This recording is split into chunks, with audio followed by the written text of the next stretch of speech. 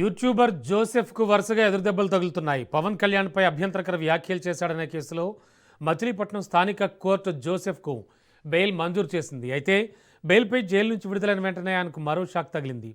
పాయకరావుపేట పోలీసులు మరో కేసులో ఆయన అదుపులోకి తీసుకున్నారు. మచిలీపట్నం జైలు వద్దే ఆయన అరెస్ట్ చేసిన పోలీసులు అనంతరం పాయకరావుపేటకు తరలించారు. దీంతో బెయిల్ లభించిన స్వేచ్ఛ దక్కకపోవడంతో న్యాయవాది జడ శ్రవణ్ కుమార్ అసంతృప్తి వ్యక్తం చేశారు. జోసెఫ్పై ఎన్ని కేసులు నమోదు చేసినా ప్రతి కేసులోనూ న్యాయపరంగా పోరాడి బెయిల్ తీసుకొస్తామని ఆయన స్పష్టం చేశారు.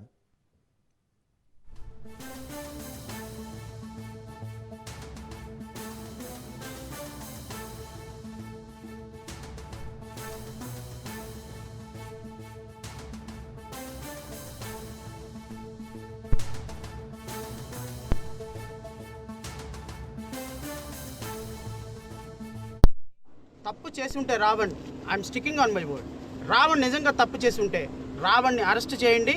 చట్టం ప్రకారం మీకు దమ్ము ధైర్యం ఉంటే 10 సంవత్సరాలు జైలు శిక్ష విధించి ఆయన జైలుకి పంపించండి. I'm the first person to support government వెర్షన్ని. అంతేగాని తప్పు చేశాడో లేదో తెలియదు, బెయిల్ రావటం బయట పోలీసులు ఉంటాం, బెయిల్ రావటం బయట పోలీసులు ఉంటాం.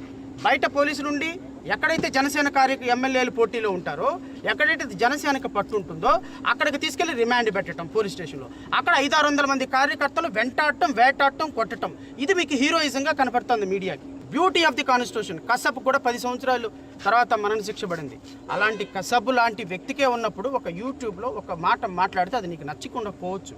గత ప్రభుత్వం మీద 1924లో మేము కొన్ని 100 సార్లు తిట్టినాం.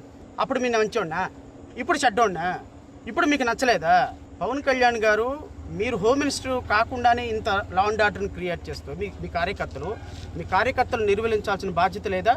ఐశ్వర్య అనేటువంటి ఒక ఆమె ఒక మాట మాట్లాడితే ఆమె మీద ఇప్పుడు 15 సెక్షన్ల మీద కేసులు కట్టి ఆమెను అరెస్ట్ చేయడానికి తిరుగుతున్నారు. ఆమె ఇంటి ముందు 400-500 మంది జనసేన కార్యకర్తలు round the clock down.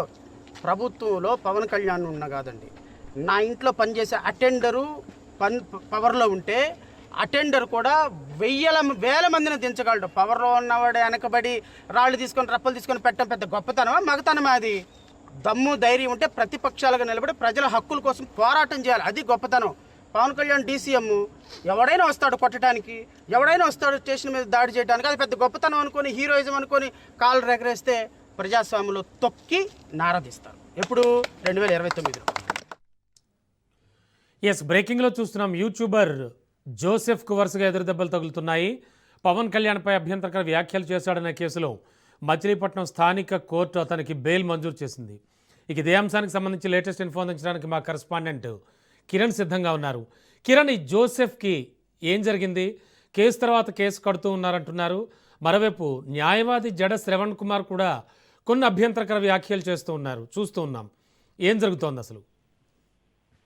Morning Ramana, ఏదైతే YouTuber Ravan deputy CM Pawan Kalyan పై గత కొద్ది రోజులుగా చేసినటువంటి అనుచిత వ్యాఖ్యలు, ముఖ్యంగా ఆయన్ని ఇమిటేట్ చేసినటువంటి ప్రసంగాలు ఏవైతే ఉన్నాయో వాటిని జన సైనికులు కానీ లేదంటే పవన్ కళ్యాణ్ అభిమానులు కానీ తీవ్ర అభ్యంతరాలు వ్యక్తం చేసిన పరిస్థితి కనిపిస్తూ ఉంది.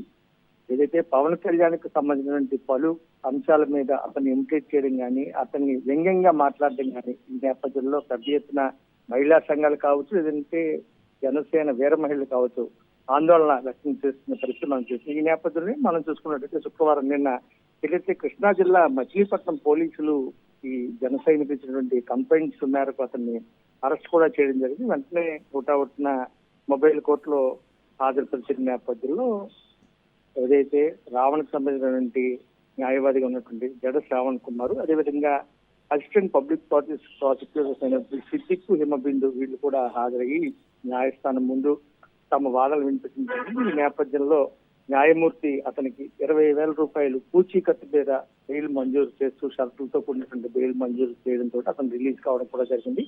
అయితే హఠాత్తుగా అతను రిలీజ్ అయిన వెంటనే మరొకసారి ఉత్తరాంధ్ర ఉమ్మడి జిల్లాలకు సంబంధించి పర్టికులర్ గా అనకాపల్లి జిల్లాలో నుండి పాయకరావుపేట పోలీసులు అతన్ని నక్కపల్లి రోడ్డు మీద అనూహ్యంగా కూడా అరెస్ట్ చేసిన పరిస్థితి కనిపిస్తుంది.